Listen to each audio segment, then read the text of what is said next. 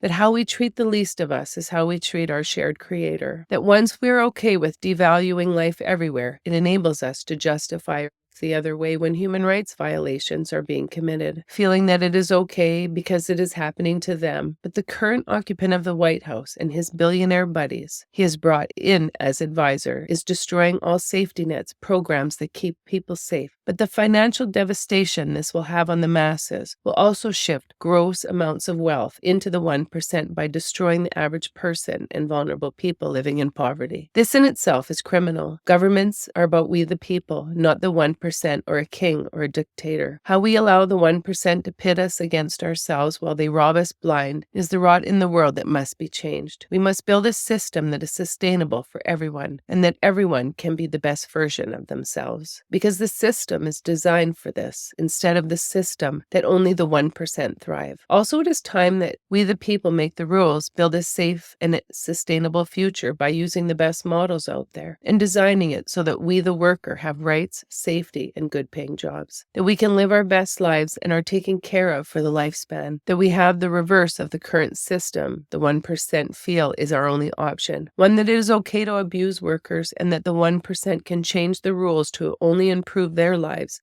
and increase their bottom line in order to maintain their power hold over the world. I want to introduce you to a new philosophy, one that is fair, equitable, a system that ensures that every human being's rights are being respected, a world where our children will be successful and not fear the future, a world where we treat everyone with respect. We must look at this change or new philosophy of equality, equity, and democracy for all as something that we should all strive for, especially for our children who are too young to have a say about their future. Change is painful and this will be no different, but remember, we are building a system where everyone is protected, where minority women and girls are lifted up, where a developing nation can transition to a developed country through investments in environmental, social, and health programs to heal our collective trauma so that we can build a better world for all. How the 1% are investing in stock buybacks to falsely inflate the value of their corporations, while also manipulating the markets for themselves, has to stop.